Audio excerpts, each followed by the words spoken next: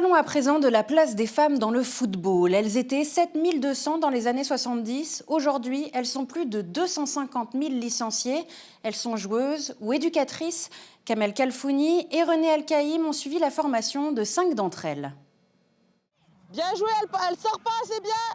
Bravo. Bien joué. Oh, la parade du gardien, super. Bravo Elias. Allez, tu la remets. Elle, c'est Célia, 35 ans, joueuse de football et apprentie éducatrice pour le district de Moselle. Match de 5 minutes. Ouais, et on tourne à quoi, 2050? Ouais, faut vraiment bien les faire tourner. Donc, ils passent tous au but, tous en attaque, tous en défense. Enfin, ouais. Voilà, ils tournent. Jessica pratique le football elle aussi. Cet après-midi, comme pour Célia, elle est en stage pour apprendre à encadrer les équipes de jeunes footballeurs. Qui c'est qui va au gardien? Qu'est-ce que vous essayez de leur apprendre là? L'attaque et la défense, bien défendre, aller chercher le ballon. Le principal, revenir, parce qu'il n'y a pas que l'attaque. Et essayer de bien conserver le ballon aussi pour que le match soit intéressant. Célia et Jessica font partie d'un groupe de 5 jeunes femmes formées au coaching. Le but de ces stages, obtenir le diplôme d'éducateur et éducatrice. À terme, elles encadreront des équipes de jeunes garçons ou jeunes filles de 6 à 9 ans.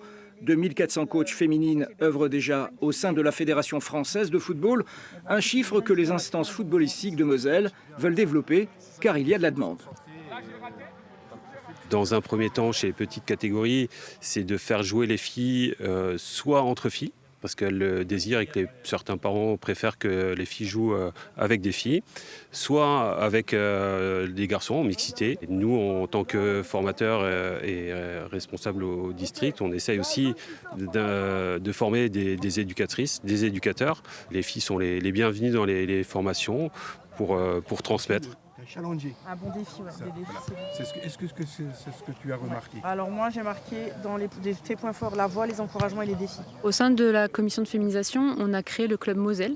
Donc ça permet d'accompagner les femmes qui sont déjà investies sur le territoire pour une montée en compétences. Du coup, ça leur permet peut-être de voir si elles ont une place, d'ailleurs elles ont une place, dans le monde du football. Sur un terrain. Sur un terrain ou en dehors du terrain. Elles peuvent être dirigeantes, peu importe.